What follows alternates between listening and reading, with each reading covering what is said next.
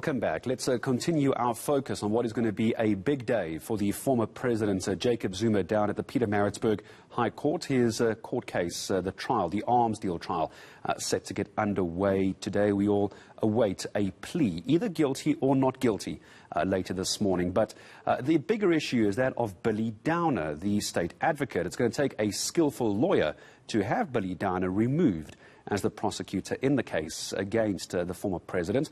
Well, that's the view of law professor Omphemetse Sibanda from the University of Limpopo. So Zuma back in the dock this morning for this long-standing corruption trial.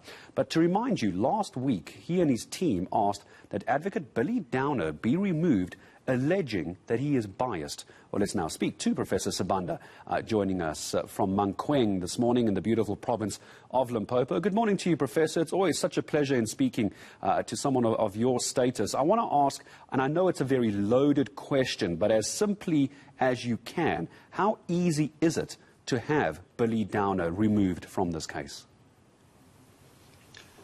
It is not really going to be easy. There is a say in law or amongst the legal practitioners to say, show me your brief and I'll show you mine, meaning that now we'll have to get more really on issues that will justify removal or disqualification of Downer from the defense of the former President Jacob Zuma, because then history tells us that there are several issues that militate against this particular removal, and then we need to connect the dots to include also that particular case on the failed bid to secure a permanent stay of prosecution, and also the later Constitutional Court case whereby former President Jacob Zuma withdrew it and saying that now, he's not afraid to go to court, he's not evading justice. In fact, he wants to show that he never benefited from the arms deal corruption case.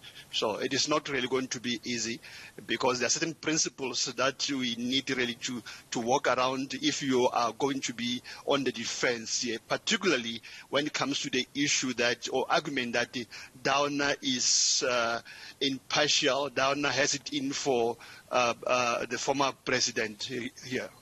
And I suppose the argument would be that there could be a bias. One would suggest there's an argument for bias because Billy Downer was involved in the court case involving Shabir Sheikh all that time ago. Just help me understand, Professor, since there's been so many delays, repeated delays in this court case, one of two scenarios are going to happen today. One is Billy Downer is not going to be asked to remove himself. He's going to stay on as the prosecutor. Or two, he is going to be removed by the judge, Piet Koen. If in the second case, Professor, it is decided that Billy Downer is not the state advocate in this trial, are we going to see another delay, or will somebody else from the prosecution side step up very quickly and we carry on from today, or are we going to see another delay?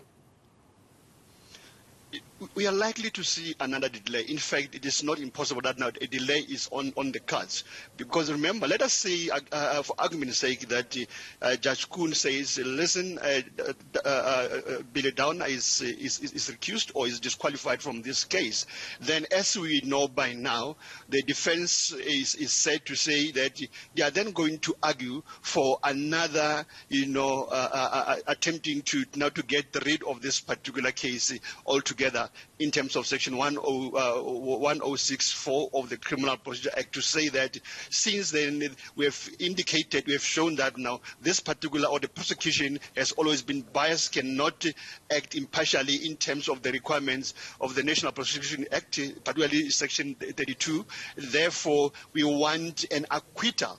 And then on the other side, the prosecution can say, no, hang on, we don't think this is the way to go about it. Otherwise, we may appeal the decision by Judge Koen. So either side may go for the last attempt, or towards the last end, to saying we want this case to proceed.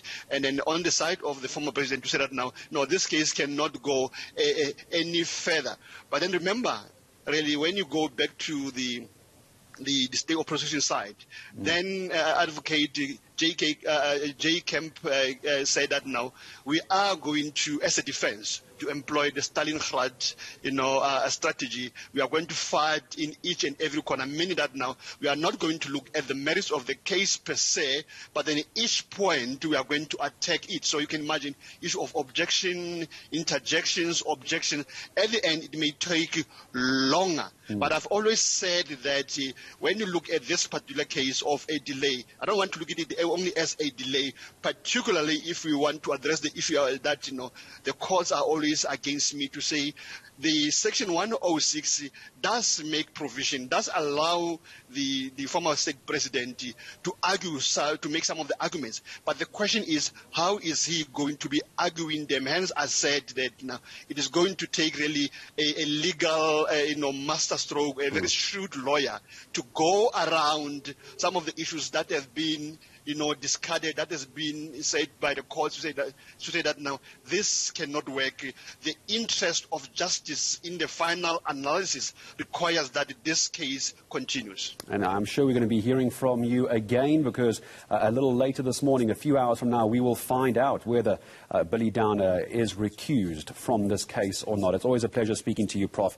Omphemetse Sibanda, Professor of Law at the University of Limpopo. It's all got to do with this, and we're going to get used to this phrase today.